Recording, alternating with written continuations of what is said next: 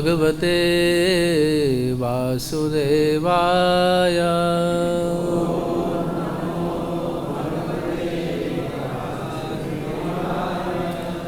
ओम नमो भगवते वासुदेवाय।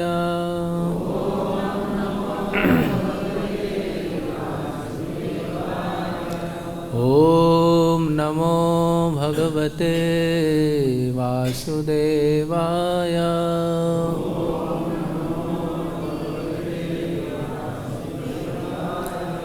नारायणं नमस्कृत्य नरं चैव नरोत्तमं देवीं सरस्वतीं व्यासं ततो जयमुदीरयेत्। नष्टप्रायेषु अभद्रेषु नित्यं भागवत सेवया भगवति उत्तमश्लोके भक्तिर्भवति नैष्ठिकी। ओम अज्ञानतिमिरान्धस्य ज्ञानाञ्जनशलाकया चक्षुरुन्मीलितं येन तस्मै श्रीगुरुवे नमः। श्रीचैतन्यमनाविष्टं स्थापितं येन भूतले स्वयं रूपा कदा मह्यं ददाति स्वपदान्तिकं। वन्देऽहं श्रीगुरो श्रीयुतापदकमलं श्रीगुरून् वैष्णवांश्च श्रीरूपं साग्रजातान् सहगणा रघुनाथान्वितं तं सजीवं सागद्वैतं सागदूतं परिजनासहितं कृष्णचैतन्यदेवं श्रीराधाकृष्णपादान् सहगणा ललिता श्रीविशाखान्वितांश्च। नमो विष्णुपादाय कृष्णपृष्ठाय भूतले श्रीमते भक्तिवेदान्त स्वामिनिति नामने। नमस्ते सारस्वती देवे गौरवाणी प्रचारणे निर्विशेषा शून्यवादी पाश्चात्यदेशतारणे। नमो महावदन्याय कृष्णप्रेमप्रदायते कृष्णाय कृष्णचैतन्य नाम्ने गौरत्स्वे नमः। हे कृष्ण करुणा सिन्धु दीनबन्धो जगत्पते गोपीश गोपिका कान्त राधा कान्त नमोस्तुते। तत्त्वकाञ्चन गौराङ्गी राधे वृन्दावनेश्वरी वृषभानुसुते देवी प्रणमामि हरिप्रिये। वाञ्छाकल्पतरुभ्यश्च कृपा सिन्धुभ्येव च पतितानां पावनेभ्यो वैष्णवेभ्यो नमो नमः। जय श्री कृष्ण चैतन्य प्रभु नित्यानंद श्री अद्वैत गदाधर श्रीवासादि गौरभक्तवृंद। हरे कृष्णा कृष्णा कृष्णा हरे हरे हरे राम राम राम हरे हरे। पादो यदीयो प्रथमो द्वितीयो तृतीये तुर्यो कथितो यदौरो नाभिस्तथा पञ्चमेव षष्ठो भुजान्तरं दोर्युगलं तथान्यो कंठस्तु राजन्नवमो यदीयो मुखारविन्दं दशमं प्रफुल्लम् एकादशो यस्य ललाटपट्टं शिरोऽपि तु द्वादशेव भवति तमादिदेवं करुणानिधानं तमालवर्णं सुहितावतारम् अपार संसार समुद्र सेतुं भजामहे भागवत स्वरूपं भजामहे भागवत स्वरूपम्।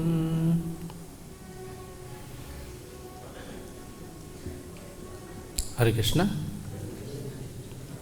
आज हम श्रीमद् भागवतम षष्ठम स्कंद तदनंतर 19वां अध्याय उसमें छठा श्लोक।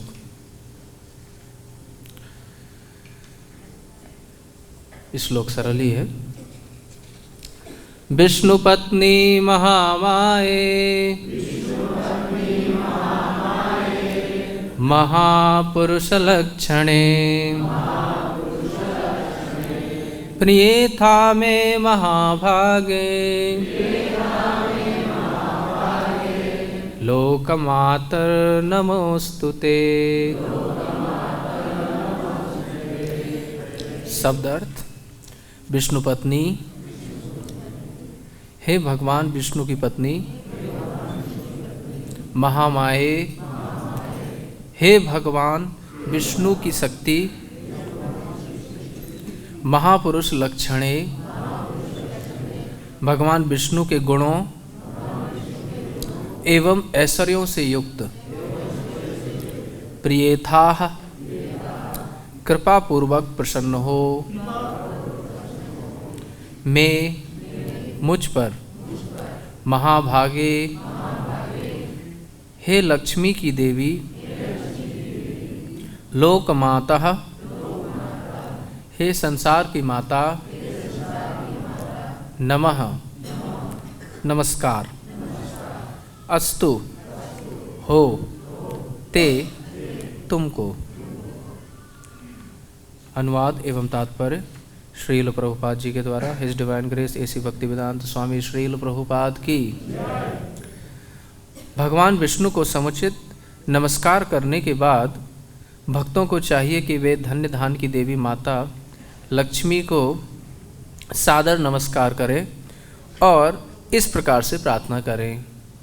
हे विष्णु पत्नी, हे भगवान विष्णु की अंतरंगा शक्ति, आप विष्णु के ही समान श्रेष्ठ हैं, क्योंकि आप में भी उनके सारे गुण तथा ऐश्वर्य निहित हैं। हे धन्य धान्य की देवी, आप मुझ पर कृपालु हों। हे जगत माता, मैं आपको सादर नमस्कार करता हूँ। कृपया मेरे पीछे पीछे दोहराइए। भगवान विष्णु को समुचित नमस्कार करने के बाद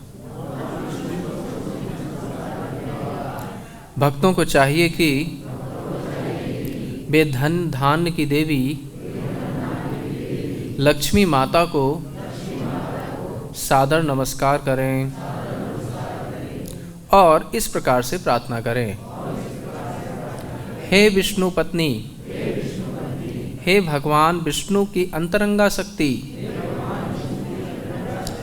आप विष्णु के ही समान श्रेष्ठ हैं, क्योंकि आप में भी उनके सारे गुण तथा ऐश्वर्य निहित हैं।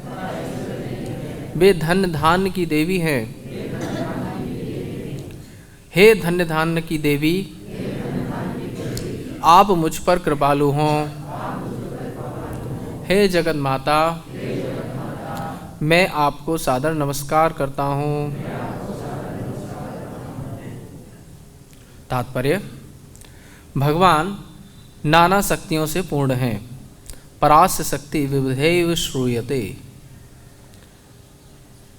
चूँकि माता लक्ष्मी भगवान की बहुमूल्य शक्ति हैं, इसलिए उन्हें यहाँ पर महामाये कहकर संबोधित किया गया है। माया शब्द का अर्थ है शक्ति। भगवान विष्णु अपनी प्रमुख शक्ति के बिना सर्वत्र अपनी शक्ति का प्रदर्शन नहीं कर पाते। कहा गया है, शक्ति शक्तिमान अभेद। शक्ति तथा शक्तिमान एक ही हैं, अतः माता लक्ष्मी भगवान विष्णु के नित्य संगनी हैं, वे दोनों निरंतर साथ रहते हैं। कोई भी भगवान विष्णु के बिना लक्ष्मी को अपने घर में नहीं रख सकता। यदि कोई ऐसा सोचे तो उसके लिए यह घातक होगा, क्योंकि भगवान की सेवा के बिना लक्ष्मी माया बन जाती है, किंतु भगवान विष्णु के संग वे निस्संदेह पराशक्ति है। विष्णु पत्नी महामाये महापुरुष लक्षणे, प्रियेथा में महाभागे, लोकमातर नमोस्तुते। हरे कृष्णा। सर्वप्रथम यहाँ उपस्थित सभी वैष्णव एवं वैष्णवियों के चरणारविंद में मैं नमस्कार करता हूँ कि आप मुझे आशीर्वाद प्रदान करें, जिससे श्रीमद् भागवतम का जो यथेष्ट लाभ है वक्ता और श्रोता दोनों को सही सही प्राप्त हो सके। विशेष करके मुझे ये जो प्रसंग है इसके पूर्व आप सुनते ही आए हैं। माता दिति को देवताओं के प्रति, विशेषकर इंद्र के प्रति ईर्ष्या उत्पन्न हो जाती है। लेकिन एक अच्छी बात है, संसार में अगर किसी को ईर्ष्या होती है तो वो कुछ भौतिक प्रयास करते हैं, या तो उसको शरीर को हानि पहुंचाना चाहते हैं, या फिर उसकी शरीर से संबंधित जो वस्तु है उसको हानि पहुंचाना चाहते हैं। कृपया सभी लोग मोबाइल अपने अपने साइलेंट मोड पर कर लें, जिससे आगे कोई व्यवधान उत्पन्न ना हो। तो संसार में तो ये होता है कि व्यक्ति अपने प्रयास से किसी भौतिक देही को, या फिर उनके देह से संबंधित जो देही हैं, उसकी पत्नी, उसके बच्चे, आत्मज जो भी हैं, या पशु, या फिर उसका धन धान्य या ग्रह, इसको हानि पहुंचाकर वो उस व्यक्ति विशेष को कष्ट पहुंचाना चाहते हैं। लेकिन माता दिति पे बड़ा ही अनुग्रह है कि वह अपने भक्तिमय पति कश्यप मुनि के पास जाती हैं और अपना जो मंतव्य है वो प्रस्तुत करती हैं और बोलती हैं कि मुझे इन लोगों से बड़ी ईर्ष्या है। इन दैत्यों ने मेरे जितने भी बालक हुए उनके प्रति हमेशा अच्छा व्यवहार नहीं किया है। अब मैं इनको कुछ दंड देना चाहती हूँ, तो कृपा करके आप मुझे कुछ ऐसा उपाय बताएं जिससे इनका या तो अनिष्ट हो या इनका वध हो जाए किसी प्रकार से। कश्यप मुनि समझ गए कि अगर मैंने इनको अभी बता दिया कि 1 हफ्ते में या 2 हफ्ते में पूर्ण होने वाली वस्तु, तो निश्चित कुछ ना कुछ अनर्थ हो जाएगा।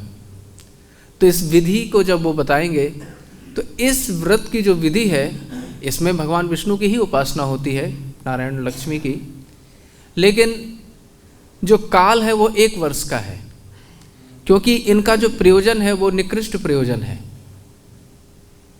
किसी को हानि पहुंचाना।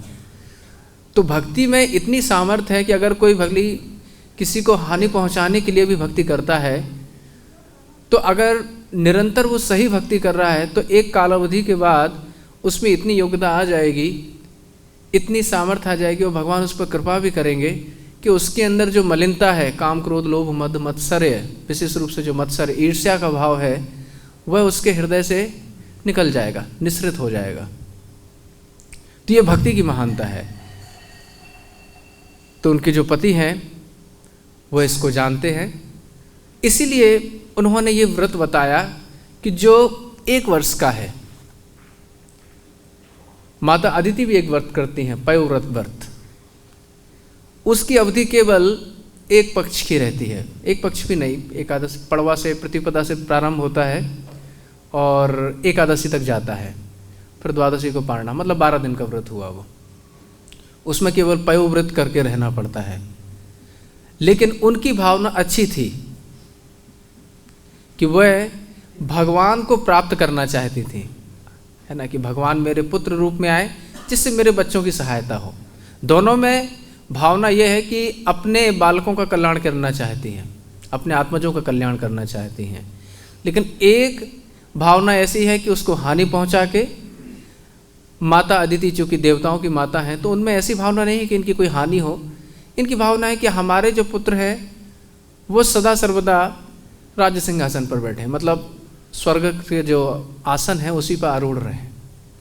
तो इसलिए उन्होंने इस तरीके से प्रस्ताव किया। तो इसलिए कश्यप मुनि ने इनको 1 वर्ष का आगे जाके बताएंगे। पहले इस व्रत में बताया गया है जैसे कि भगवान विष्णु की उपासना करनी चाहिए। विष्णु के कल 2-3 श्लोकों में जो ऐश्वर्य है कि भगवान कैसे निरपेक्ष हैं, भगवान कैसे सभी के लिए सर्वात्मा हैं, भगवान कैसे सर्वशक्तिमान है, ये सारे विशेषण हम भगवान के विषय में सुनते आए हैं।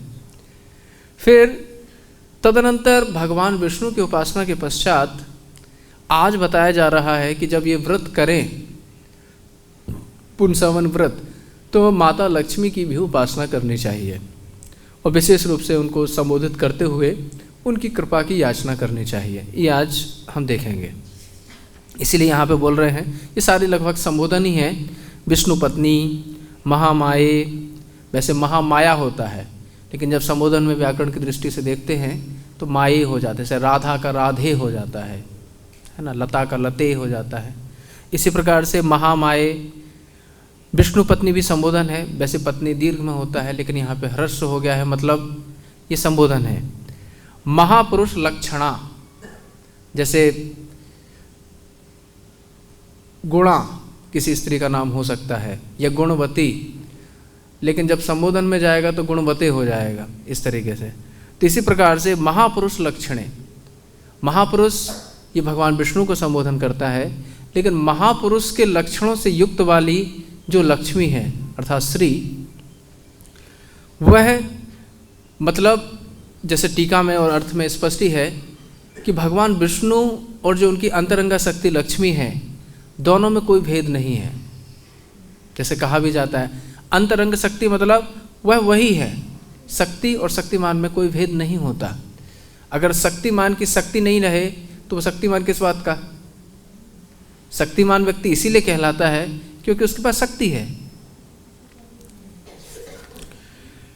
फिर कह रहे हैं प्रिय था में, प्रिय था मतलब ये यहाँ पे माता से प्रार्थना की जा रही है कि हे धन्यधान की देवी, आप मेरे ऊपर क्या करें? कृपालु हों, मेरा प्रिय करें, प्रिय विधान करें। प्रिय था में, फिर आगे के फिर विशेषण ही विशेषण है, संबोधन ही संबोधन है। महाभागे लोक माता नमोस्तुते, हे महाभाग। भाग शब्द, भग शब्द सभी लोग जानते हैं। भग शब्द ऐश्वर्य को बोधक करता है, और जो ऐश्वर्य जिसमें निहित रहे वो भाग तद्धित प्रकरण से होता है। तो ऐश्वर्य में जो निहित है वो महाभाग, मतलब जो लक्ष्मी जी हैं वो सदा अपने प्रिय विष्णु अर्थात अथवा नारायण की सारी शक्ति को अपने पास निहित रखती हैं। ये यहाँ पे भाव हुआ। नमोस्तुते, आपको मैं नमस्कार करता हूँ। इसमें लक्ष्मी जी के बारे में विशेषकर बताया गया है। लक्ष्मी जी कि अगर स्वरूप देखे जाए तो एक श्लोक आता है 10वें स्कंद में, नाग पत्नी के द्वारा जो स्तुति की गई है भगवान की, जब भगवान काली हृदय पे नृत्य कर रहे थे कालिया नाग के ऊपर, उसी समय नाग पत्नियाँ उपस्थित होती हैं और भगवान को बड़ी सुंदर सुंदर स्तुतियाँ करती हैं। बड़ी ही गूढ़ स्तुतियाँ हैं नाग पत्नियों की। उसमें एक श्लोक आता है और उस श्लोक की टीका में श्री जीव गोस्वामी पाद लक्ष्मी जी के 3 स्वरूप का वर्णन करते हैं। वैसे जैसे आप लोग समुद्र मंथन के बारे में सभी लोग जानते हैं। जब समुद्र मंथन हुआ था और समुद्र से 14 रत्न की उत्पत्ति हुई थी, उन रत्नों में एक रत्न श्री लक्ष्मी जी भी थी, सभी लोग जानते हैं। लेकिन जब वो लक्ष्मी जी उत्पन्न हुई थी तो किसी के मन में भी ये वांछा नहीं हुई कि इनको ग्रहण किया जाए या इनको अपनाया जाए। जैसे असुरों के मन में तो हो गया था क्योंकि वो असुर हैं, लेकिन जितने भी देवता थे उनके मन में यही भाव आया कि ये हमारी जगत माता है, और फिर अंतोगत्ता वो भगवान अजित को ही प्राप्त हुई थी जो लक्ष्मी जी थी। लेकिन अब जैसे कल दीपावली है, कल या परसों जैसा तिथि अनुसार, तो दीपावली के दिन तो सभी आकांक्षा रखते हैं कि हमारे पास खूब लक्ष्मी आए। तो अब ये कौन सी लक्ष्मी है ना? हर एक व्यक्ति चाहता है कि हमारे पास खूब लक्ष्मी रहे। तो जो लक्ष्मी उधर उद्भूत हुई थी रमा, और ये जो लक्ष्मी है इनको कहते हैं श्री संपदा, और जो भगवान की अंतरंग प्रिया है उनको रमा कहते हैं। अब भगवान की जो अंतरंग प्रिया है रमा देवी, उनकी तो कोई याचना कर नहीं सकता। जो भी सद्भक्त होगा या फिर जो वैदिक मार्ग का अनुगामी होगा वो भगवान की प्रिया की तो लालसा कभी कर ही नहीं सकता, बल्कि चरण वंदन ही करेगा। लेकिन भगवान की जो ऐश्वर्य शक्ति स्वरूप में है, जिसके माध्यम से हम भगवान की ही सेवा करते हैं, उस श्री की सभी भक्त वांछा रखते हैं। मतलब स्वर्ण मुद्रा के रूप में, या आजकल की जो मुद्रा है, जो व्यवहार की मुद्रा है, उसके रूप में जो भी है, उन सभी के माध्यम से हर कोई श्री की आकांक्षा रखता है। लेकिन उनका ही एक स्वरूप है लक्ष्मी का, रमा, जो भगवान की अंतरंग प्रिया है, उनकी कोई आकांक्षा नहीं रखता। वो भगवान की नित्य संगनी है, उनको तो माता की तरह ही देखा जाएगा। लेकिन ये जो श्री है, ये भी उनका ही एक वैभव विलास है, जो अपने को विस्तार करके पूरे जगत में व्याप्त करती हैं। व्याप्त करने का भी उनका उद्देश्य यही है कि जिससे भगवान की सेवा सही रूप से हो सके। मेरे जो प्रिय है नारायण या विष्णु, हर एक जीव उनकी सेवा में इसको प्रयुक्त कर सके। अब जो कोई उस श्री का या उस वैभव का प्रयोग भगवान नारायण की सेवा में नहीं करता, तब वही श्री माया बन जाती है। श्री प्रभुपाद ने भी यही बताया कि यदि कोई ऐसा सोचे तो उसके लिए घातक होगा, क्योंकि भगवान की सेवा के बिना लक्ष्मी माया बन जाती है। तो इसलिए खूब सारी धन धान्य रखना, खूब संपदा रखना, इसमें कोई दोष नहीं है। बहुत सारे भक्त हुए, उनके पास खूब वैभव रहा। रूप गोस्वामी पाद, सनातन गोस्वामी पाद, इनके पास क्या कम वैभव था, है ना? नाव भर भर के जो स्वर्ण मुद्राएं थी उनके पास। तो वैभव होना, लक्ष्मी होना, इसमें कोई दोष नहीं है। लेकिन उस वैभव को अपनी आत्म इंद्रिय, है ना, जैसे बोला भी कि आत्म इंद्रिय प्रीति वंचाए तारे बोले काम, कि उसको ही काम कहा जाता है। और कृष्ण इंद्रिय प्रीति, अगर कृष्ण की प्रीति के लिए वही चीज़ अगर प्रयोग कर दी जाए तो वही भगवत सेवा में परिवर्तित हो जाती है। तो एक स्वरूप तो हुआ लक्ष्मी का, यही स्वरूप को श्री जीव गोस्वामी पाद बोलते हैं वैकुंठ लक्ष्मी। अब जो लक्ष्मी जी के 3 स्वरूप जो जीव गोस्वामी पाद ने बताए हैं, उनके बारे में हम देखते हैं कि पहला जो स्वरूप है, जो अनंत वैकुंठ है, परम व्योम वैकुंठ, वहाँ पे जो लक्ष्मी रहती हैं, भगवान नारायण के साथ में जो हमेशा विलास करती हैं, जो देवी अभिमानी हैं, एक लक्ष्मी वो हैं। वह लक्ष्मी ही जब कृष्ण का रूप देखती हैं तो उनके अंदर भी कृष्ण से संग करने की इच्छा प्राप्त हो जाती है, कृष्ण को प्राप्त करने की इच्छा प्राप्त हो जाती है। लेकिन उनका पातिव्रत्य खंडित नहीं होता। क्यों? क्योंकि वो लक्ष्मी जो नारायण स्वरूपा है, नारायण संगनी है, वो ऐसा सोचती है ये जो कृष्ण है ये मेरे प्रभु नारायण, इनके ही एक अंश हैं कृष्ण, ऐसा वो सोचती हैं। ऐसा है नहीं, है ना, ऐसा वो सोचती हैं। ऐसा लिखा है इनकी टीका में, जीव गोस्वामी पाद की। और मतलब देखिए, अगर कोई व्यक्ति अपने किसी प्रिय को देखता है और अगर उसी को सर्वश्रेष्ठ नहीं देखेगा तो फिर दूसरे के प्रति आकर्षित हो जाएगा। अगर कोई भगवान राम का उपासक है तो उसको अपने भगवान राम को ही सर्वश्रेष्ठ देखेगा, वो और किसी को श्रेष्ठ नहीं देखेगा, और उसी में ही उनकी सारी प्रियता होगी, सारी अनन्यता होगी। या फिर जो जिस भाव में रहेगा उसी भाव में ही उसकी अनन्यता रहेगी और उसी को वो श्रेष्ठ समझेगा। नहीं तो फिर वो अपने भाव में कैसे स्थित रह सकता है?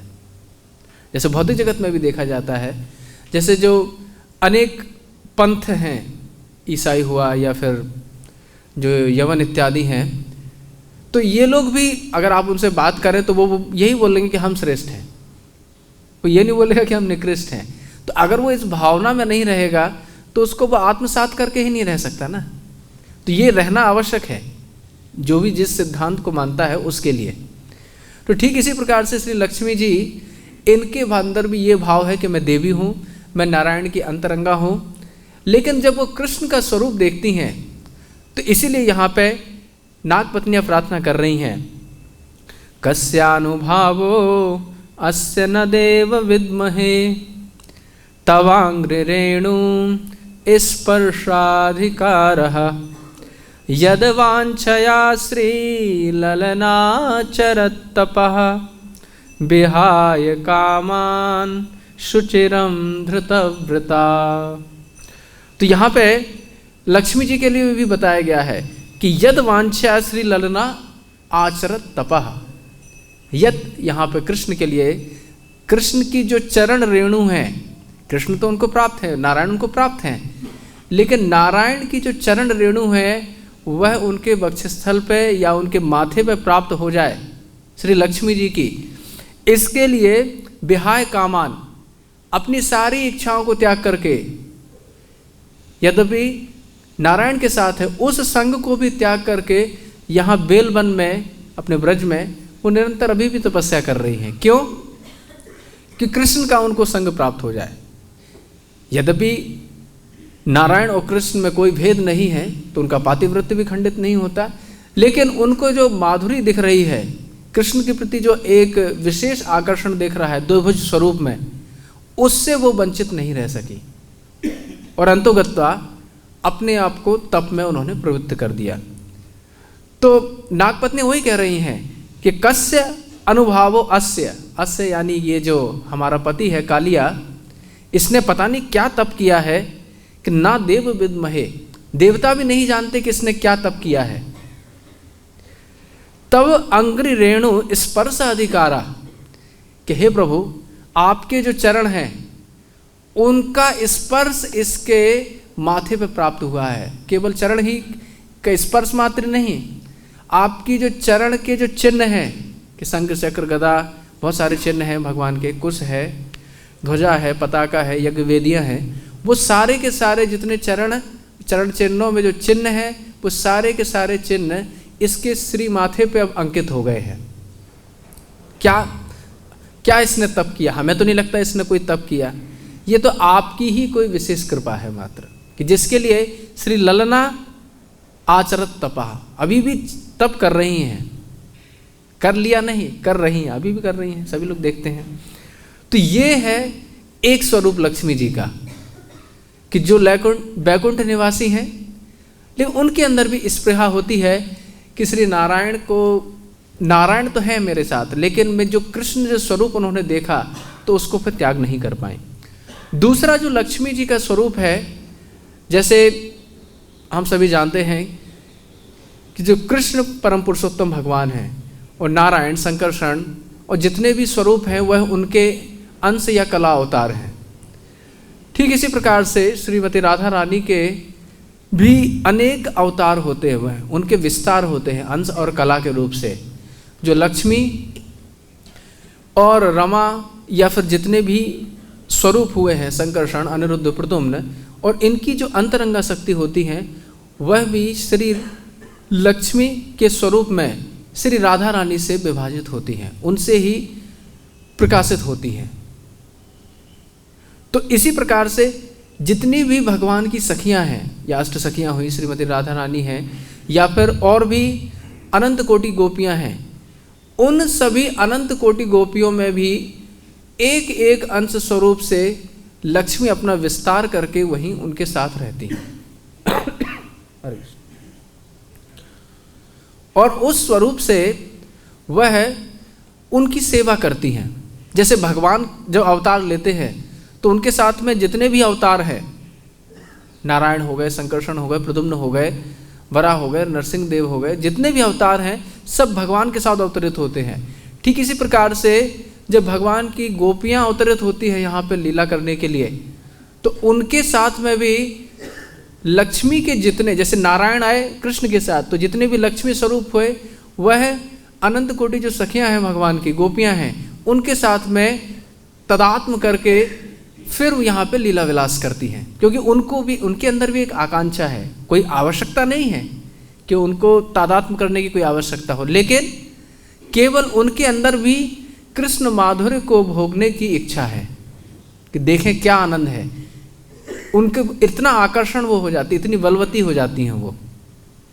तो इसीलिए एक स्वरूप हुआ जो देवी स्वरूपा है लक्ष्मी, एक स्वरूप हुआ जो अनंत कोटि गोपियाँ हैं, उनमें एक एक अंश के रूप से ये जो लक्ष्मी अपने को विस्तार करके उनकी सेवा के लिए, और या कहे कृष्ण संग प्राप्त करने के लिए उनके साथ में तादात्म्य प्राप्त करती है।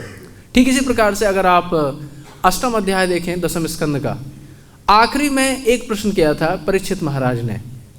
यद्यपि वह प्रश्न की कोई प्रासंगिकता नहीं है, उनका प्रश्न था कि यशोदा और नंद बाबा ने ऐसा क्या तप किया कि उनको इतना महान ये जो वात्सल्य भाव है वो प्राप्त हुआ।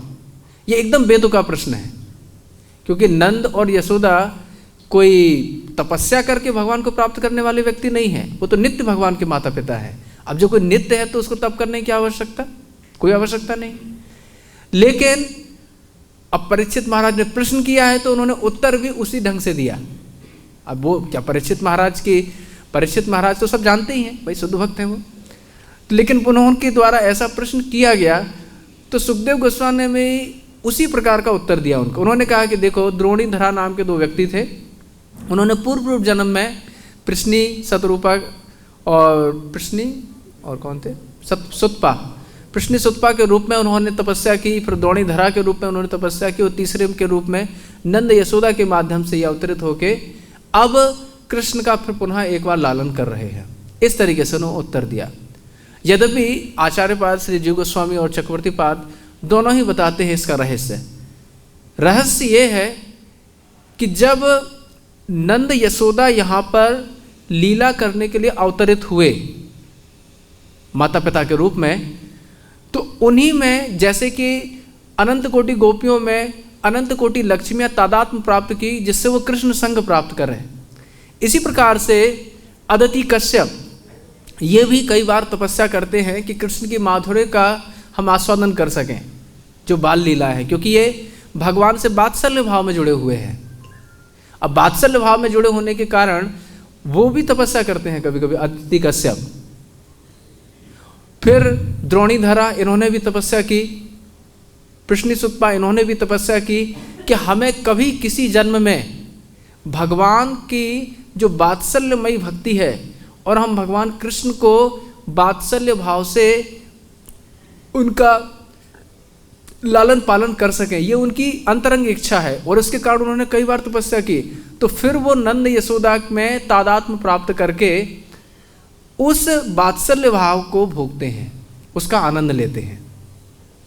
तो ठीक इसी प्रकार से गोपियों ने भी जब यहाँ पे अवतरण किया भगवान की अंतरंग जो प्रिया है और उन्होंने जो लीला विलास किया, तो लक्ष्मियों को भी वो आनंद प्राप्त हो गया जो अनंत कोटि गोपियों को कृष्ण के साथ रास में या फिर अनेक लीलाओं में प्राप्त होता है। इसी प्रकार से समझ लेना चाहिए। और तीसरा जो स्वरूप है श्री लक्ष्मी का, वह है जो कृष्ण के वक्ष स्थल पे रहती हैं। तो जो कृष्ण के वक्ष स्थल पे जो स्वरूप रहता है श्री लक्ष्मी का, वह कृष्ण के एक चरण चिन्ह जैसा है, और उस स्वरूप में भी लक्ष्मी रहती हैं कृष्ण के साथ। अब चूंकि उन्होंने कृष्ण का आश्रय लिया हुआ है पूरी तरीके से, तो ये भी एक प्रकार से श्री राधा रानी का ही विस्तार हुआ। तो अगर तीन भाव देखें या तीन स्वरूप देखें लक्ष्मी के, एक तो है बैकुंठ स्वरूपा, एक हो गई जो अनंत कोटि गोपियों के साथ में तादात्म्य प्राप्त किए हुए हैं, और एक है जो कृष्ण के वक्ष स्थल पर विलास करने वाली है। तो जो दो हैं कि अनंत कोटि गोपियों में जो व्याप्त हैं और जो कृष्ण के वक्ष स्थल में है, इन दोनों ने तो श्री राधिका का अनुगत्य ग्रहण किया हुआ है और उसके कारण से उनको कृष्ण की प्राप्ति हुई है। क्योंकि कृष्ण की प्राप्ति किसी जीव को तभी होती है जब वह राधिका का आनुगत्य ग्रहण करता है, अन्यथा उसको कभी प्राप्त नहीं हो सकती। इसलिए जितने भी संप्रदाय हैं उन सभी में राधा रानी या फिर उनकी शक्ति स्वरूपा चंद्रावली या फिर जो भी है, उनके माध्यम से कृष्ण की उपासना करने का विधान होता है, तभी कृष्ण की प्राप्ति होती है। अगर कोई सीधे कृष्ण को प्राप्त करना चाहे तो उसको इतना आसान नहीं है। किन्हीं किन्हीं को हुई भी है, लेकिन आसान नहीं है। आसान मार्ग यही है कि आप श्री राधिका का अनुगत्य ग्रहण करेंगे तो आपको बड़ी सरलता से ही कृष्ण के सेवा प्राप्ति हो जाएगी। ये भाव भी ठीक नहीं है। जैसे कई बार लोग परिक्रमा करते हुए बोलते हैं राधे राधे श्याम मिला दे।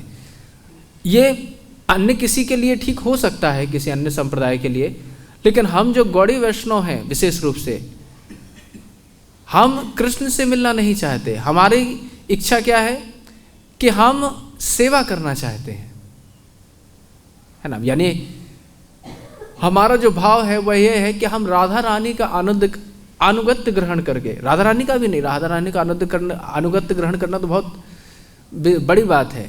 राधा रानी की जो अनंत सखियां हैं, उन सखियां की जो अनंत दासियां हैं, उनकी जो अनंत दासियां हैं, और उसके बाद जो हमें जो गुरु परंपरा प्राप्त हुई है, उस परंपरा के माध्यम से हम वहाँ पे भगवान की और श्रीमती राधा रानी की जो मंजरियाँ हैं, विशेष रूप से रूप मंजरी के अनुगत्य में हमें जो परंपरा प्राप्त हुई है रूप गोस्वामी के माध्यम से, उस परंपरा के माध्यम से हम भगवान की सेवा करना चाहते हैं। ये हमारा अभीष्ट स्वरूप है।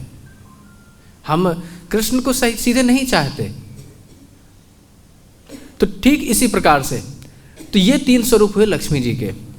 अब जैसे भगवान की जितनी भी शक्तियां हैं, जैसे लक्ष्मी हुई ये है, इसके बारे में जब अक्रूर जी प्रार्थना करते हैं, जब वो ब्रज में आते हैं तो भगवान को अनेक अनेक प्रार्थनाएं करते हैं।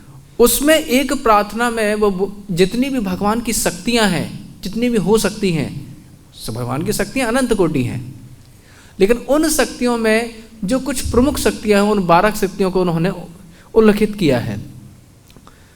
ये है श्लोक 30, 39, 55, 10, 39, 55 दसम स्कंद का अक्रूर स्तुतियों में 55वां श्लोक है।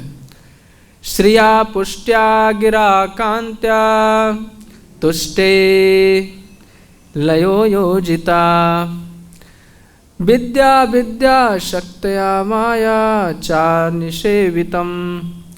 तो विद्या विद्या शक्त्या माया चा निषेवितम, ये 12 शक्तियों के केवल नाम हैं। यह शक्तियां भगवान की सेवा में हमेशा रहती हैं, हमेशा ही। जैसे इसमें दिया है श्री शक्ति। श्री शक्ति क्या है? जो अभी हमने देखा लक्ष्मी स्वरूपा। ये क्या है? सर्व संपदा अधिष्ठात्री श्री। विश्व में जितनी भी संपदा है, स्वर्ण के माध्यम से या फिर लक्ष्मी के माध्यम से या फिर जो भी आजकल की मुद्रा है उसके माध्यम से जितनी भी संपदा है वो श्री कहलाती है। जैसा अभी हमने देखा भी था, इसकी सभी आकांक्षा करते हैं और इसका भी प्रयोजन भगवान की सेवा ही है। फिर दूसरी शक्ति है भगवान की पुष्ट्या, पुष्टि शक्ति। पुष्टि शक्ति क्या है? जैसे कई योगी होते हैं, कई भक्त भी हुए, वो एक ही रोटी खाते हैं पूरे दिन भर में, या एक छाछ ही पीते हैं, 3 दिन में एक छाछ पीते हैं। तो अब हम लोग तो एक दिन में 3 बार भी खा के हमें कई बार भूख लगाती है, लेकिन उन आचार्यों को 3 दिन में एक बार खा के, वो भी 1 दोना छाछ मात्र, वो भी छोटा सा, तो उनको 3 दिन भूख नहीं लगती। तो ऐसा कैसे?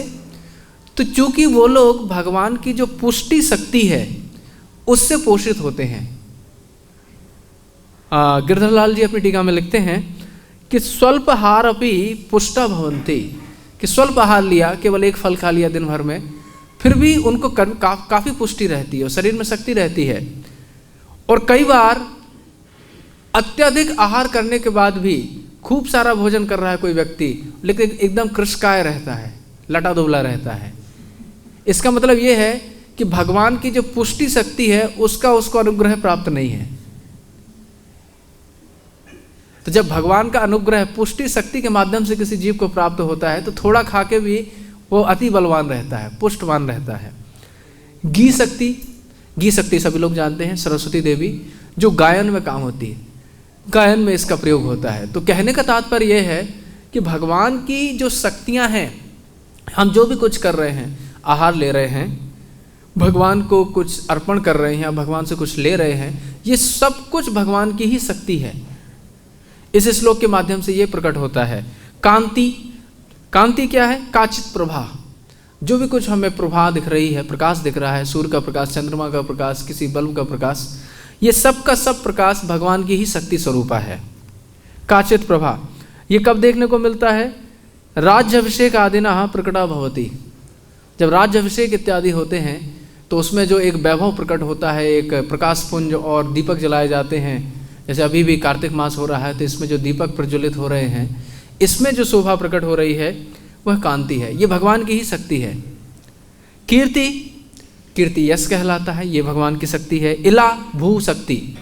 जैसे भगवान की 3 शक्तियाँ होती हैं, भू शक्ति, संवित शक्ति है ना, और लीला शक्ति, या फिर सीधे सीधे कहें तो भू, श्री और लीला, 3 शक्तियाँ होती हैं।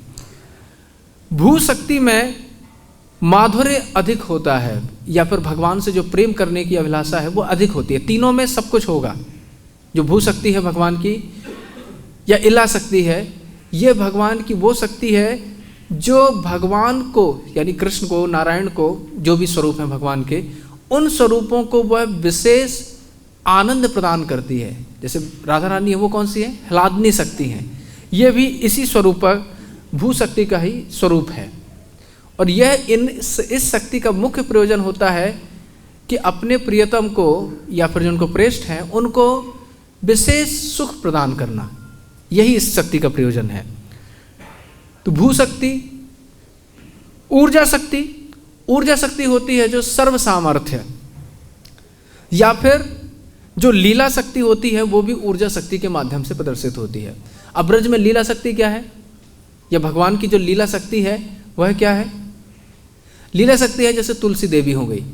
ये भगवान की जितनी भी लीला होती है ब्रज में, अब जैसे लीला ऐसी होनी है कि भगवान ग्वाल बाल का सुबह का समय है, गैया चराने के लिए जा रहे हैं, और मध्याह्न में जो सूर्य कुंड पे या राधा कुंड पे जो राधा रानी से मिलन होता है कृष्ण का, तो उसके लिए जो निकुंज की व्यवस्था करनी है, या फिर जो पूरा व्यवस्था जमानी है कि किस तरीके से सखियाँ आएंगी और सखा आएंगे, कृष्ण आएंगे, उनके बीच में जो वार्ता होंगी और कैसे वहाँ का जो पैनोरमा होगा, कैसा वातावरण होगा, तो उसकी जो व्यवस्था करती है वो लीला शक्ति के माध्यम होती है।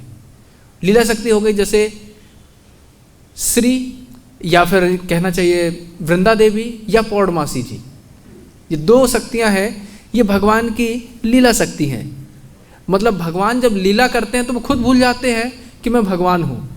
तो ये कैसे होता है? ये इस लीला शक्ति ऐसा करती है, तभी तो भगवान को जटला, मुखरा इत्यादियों से, अन्य लोगों से डर भी लगता है। नहीं तो भगवान को कैसे डर लगेगा? जैसे अभी कार्तिक मास चल रहा है, कार्तिक मास में सभी लोग जानते हैं कि भगवान की जो लीला है विशेष रूप से दामोदर लीला। अब इस दामोदर लीला को भी इन शक्तियों के माध्यम से समझने का प्रयास करते हैं। भगवान जब छोटे से बालक हैं, करीब 2-2.5 साल के, 2 साल से 2-3 महीने अधिक, और अपनी सैया पे सो रहे हैं। सुबह का समय है, कार्तिक अमावस्या जो परसों है उसका समय, उसी दिन सुबह की प्रातः वेला में ब्रह्म मुहूर्त में मादी मैया यशोदा कुछ विशेष गायों का, जो पद्मगंधा गायें हैं, 7-8 गायें हैं वहाँ पे नंद भवन में, जो विशेष जड़ी बूटियाँ खाती हैं, विशेष घास को चरती हैं, उनका दूध को बिलोकर ऐसा विशेष माखन तैयार करना चाहती हैं जो कृष्ण को एकदम भा जाए और जिससे कृष्ण कभी चोरी करने के लिए नहीं जाए। मैया दही बुलो रही थी, इतने में कृष्ण जाग गए, अपने सैया भवन में थे, और जाग करके अब चूंकि थोड़े बड़े हो चुके हैं तो अपने आप ही पैर पलंग से नीचे उतरे, पैरों को नीचे करके, जैसे एक बालक उतरता है, आप लोगों ने देखा होगा, उसी प्रकार से धीरे धीरे चलते हुए मैया के पास आ जाते हैं। मैया के पास आते हैं, मैया तो गायन कर रही हैं, मथने में व्यस्त हैं। अब कृष्ण ने देखा कि मैया का तो मेरे ऊपर ध्यान ही नहीं है, तो कृष्ण मंथन दंड है उसको ही सीधा पकड़ लेते हैं। तो मैया जो प्रयास कर रही थी दही बिलोने का, वो बंद हो जाता है, क्योंकि अगर रस्सी वगैरह पकड़ते तो बालक के पकड़ने से रुकता नहीं, लेकिन मंथन दंड को ही पकड़ लिया तो पूरा जो उपक्रम चल रहा था, उद्यम चल रहा था, मैया यशोदा बिलो रही थी, वो सब विराम हो जाता है, रुक जाता है। मैया देखती हैं मेरा लाला आ गया। अब यहाँ से जो शक्तियों की बात है वो चालू होती है। अब भगवान का एक स्वरूप है कि वो आत्माराम है। आत्माराम का अर्थ होता है कि जिसके अंदर कभी कोई इच्छा ही ना हो। जैसे सुखदेव गोस्वामी थे, उनका जन्म हुआ, तुरंत भागे, उनको भौतिक संसार में भोगने की कोई भी इच्छा नहीं थी। तो ये जो आत्मारामश्च मुनियो, मतलब मुनियों में भी ये गुण विद्यमान होता है, तो भगवान में क्या गुण विद्यमान होगा हम समझ सकते हैं। मतलब उनको किसी भी वस्तु की कोई भी स्पृहा नहीं है, लेकिन फिर भी इस लीला में भगवान दिखा रहे हैं, तमंकमारुण अपायत स्तनम स्ने स्नुतम स्मति क्षति मुखम अतृप्तवस्त्रज जवेन सायया उच्यमाने पयसी तुधश्रुते। तमंकमारूढ़म, तो भगवान अपनी मैया के अंक में आरूढ़ हो गए। क्यों हो गए? विभुक्षया, भूख के कारण। अरे भाई, जो आत्माराम है उसको भूख कब से लगने लगी? भूख नहीं लगनी चाहिए ना। लेकिन ये जो भगवान की जो लीला शक्ति है वह उनके अंदर भूख को प्रज्वलित कर देती है, जिससे लीला में संवर्धन हो। तो ये क्यों होता है? भक्त वश्यता, क्योंकि भगवान भक्ति के इतने वशीभूत हो जाते हैं, भगवान अपनी मैया यशोदा के प्रेम में इतने वशीभूत हैं कि इसके कारण से उनके अंदर भक्ति के जो आत्मरामता का गुण है उसको भी उन्होंने त्याग दिया और बुभुक्षा आ गई, भूख लग गई उनको भगवान को।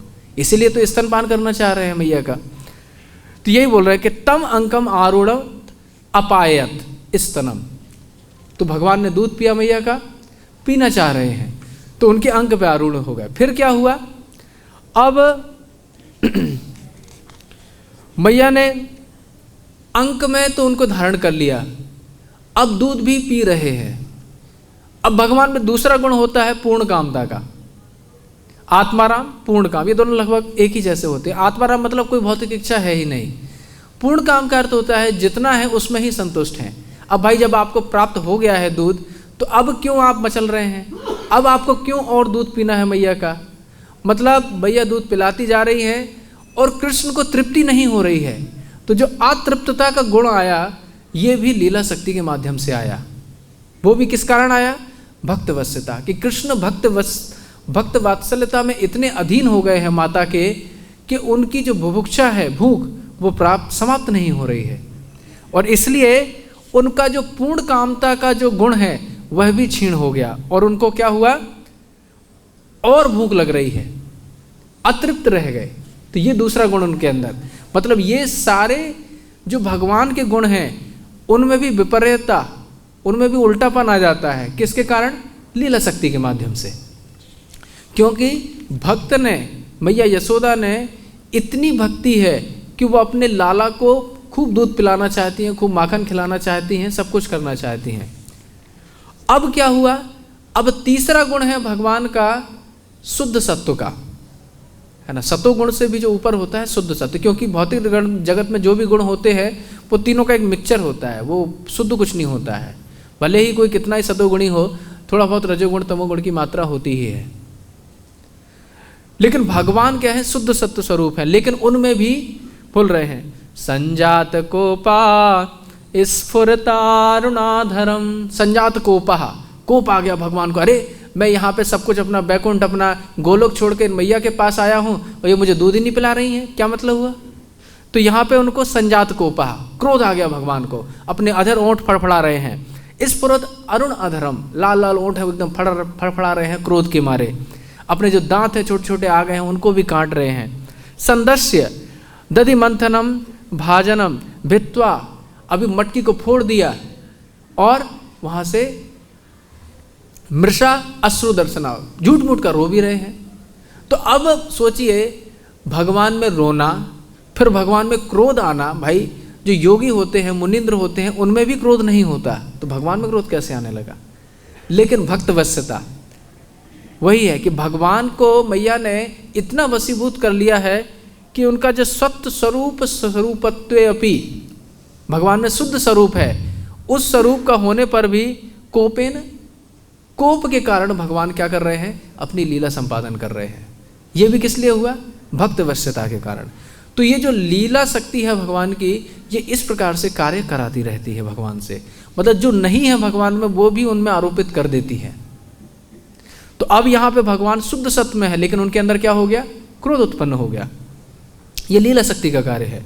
फिर उसके बाद मैया चली जाती हैं। अब मैया को लग रहा है भाई जो दूध उबाल रहा है उसको भी बचाना आवश्यक है। तो इतने में अब क्या करते हैं, ये चोरी करते हैं।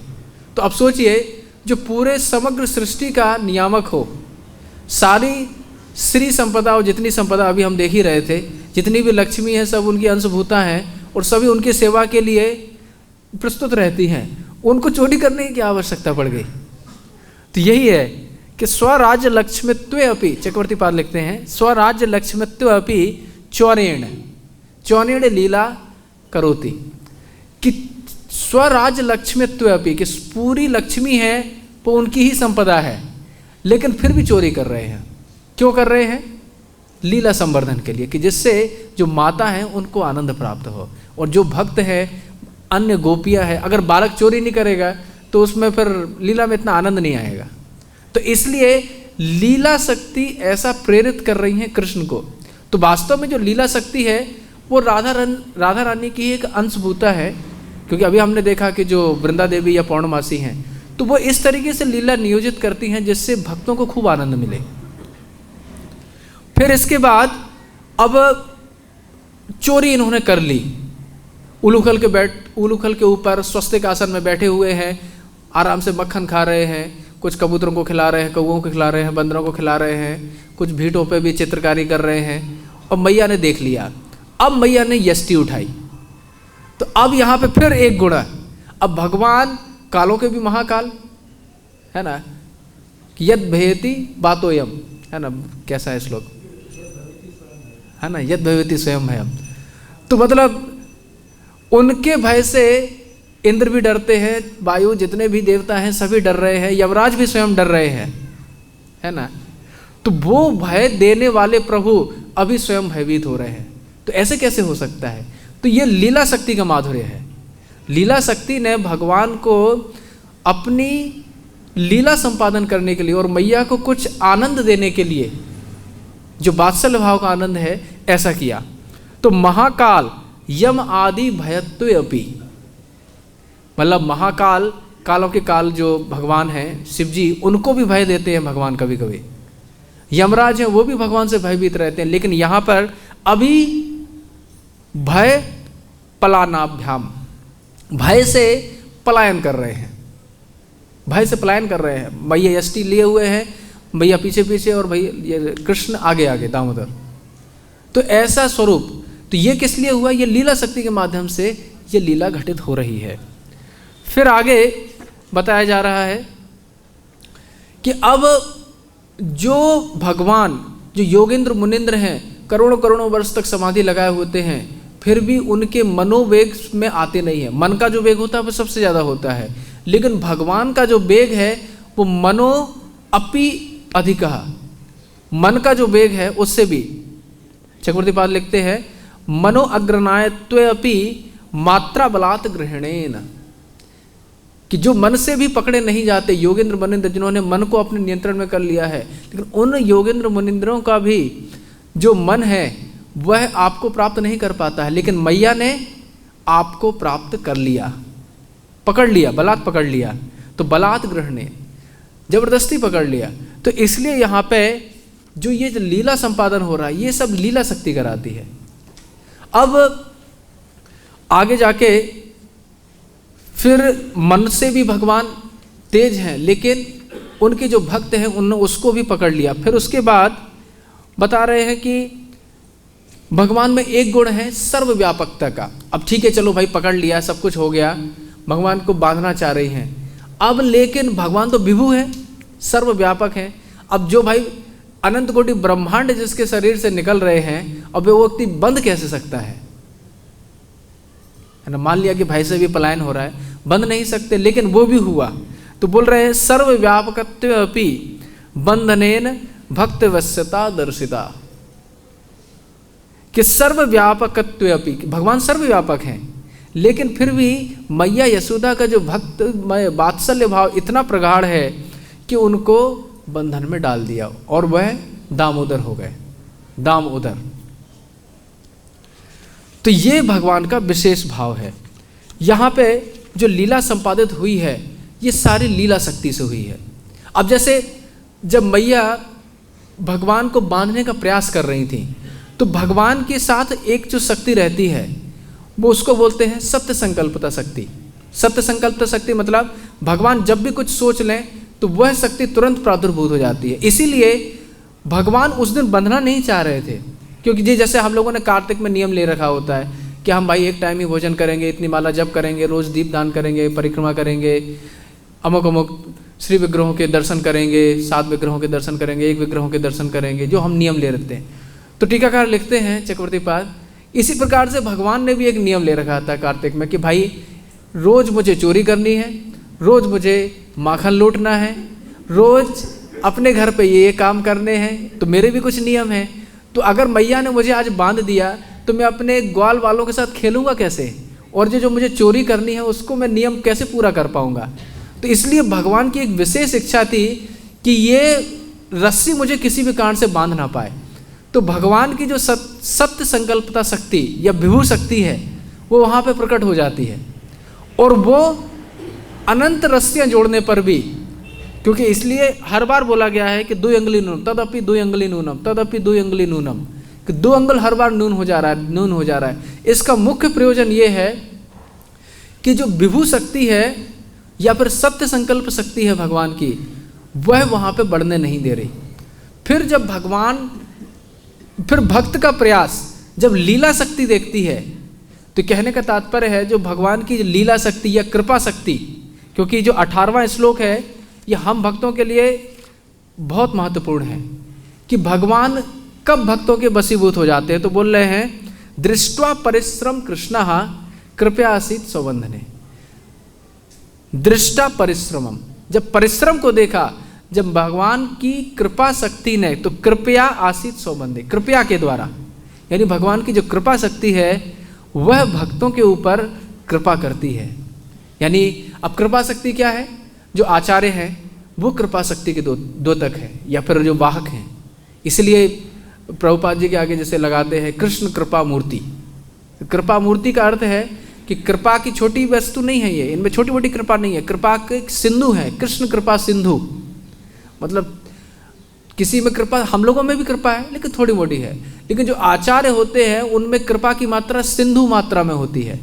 तो इसलिए जब वो कृपा भी करते हैं तो भले ही जीव में सामर्थ्य हो या ना हो भक्ति करने की, वो भक्ति में प्रवृत्त हो जाता है। इसलिए आचार्य कृपा बहुत आवश्यक है। तो इसलिए जब कृपा शक्ति आई तब भगवान को दया आई, और कृपा शक्ति के माध्यम से भगवान की जो 2 अंगुल कम हो रही थी, तो 2 अंगुल का यहाँ पे आचार्य पाद ने बताया है कि पहला तो परिश्रमम दृष्ट्वा, माता का परिश्रम, और दूसरी जो अंगुल है, जब भगवान ने वो परिश्रम देखा तो उनके अंदर कृपा शक्ति उद्भूत हो गई, कृपा शक्ति प्रकट हो गई।